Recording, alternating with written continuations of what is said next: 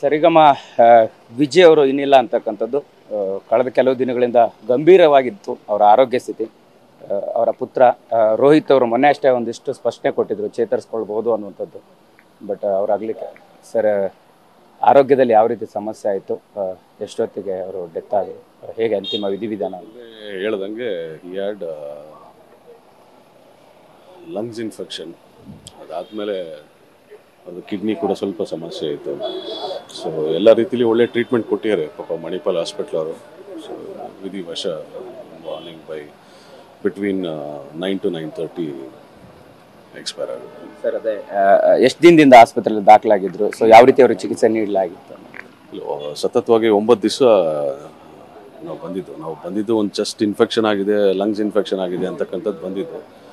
So ಕಾಲಕ್ರಮೇಣ ಹೋಗ್ತಾ ಆಮೇಲೆ ತಿಳಿದಿದ್ದು.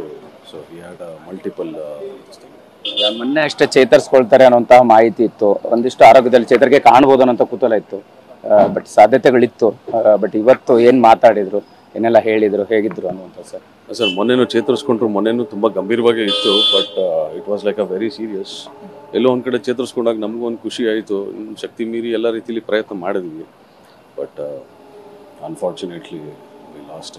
ಸರ್ ಈಗ ಅವರ ಅಂತಿಮ ವಿಧಿವಿಧಾನಕ್ಕೆ ಯಾವ ರೀತಿ ಸಿದ್ಧತೆಗಳಾಗ್ತಾ ಇದೆ? ಸೊ ಎಷ್ಟೊತ್ತಿಗೆ ಇಲ್ಲಿಂದ ಪಾರ್ಥಿವ ಶರೀರ ಮನೆಗೆ ಹೋಗುತ್ತೆ, ಅಲ್ಲಿ ಎಷ್ಟು ಹೊತ್ತು ಇಡ್ತೀರಾ, ಹೇಗೆ ಅನ್ನೋದು? ಸರ್ ಈಗ 1:30 ಅಷ್ಟರಲ್ಲಿ ಮನೆ ಹತ್ರ ಇರ್ತೀವಿ.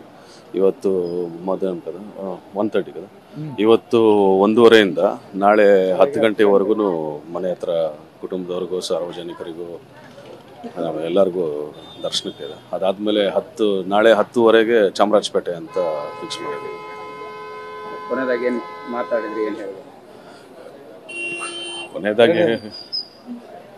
ಕೊನೆಯದಾಗಿ ಬೆಳಗ್ಗೆ 6 ಗಂಟೆವರೆಗೂ ನನ್ನ ಜೊತೆಲೇ ಇದ್ರು, ಮಾತಾಡ್ತಾ ಇದ್ದೆ.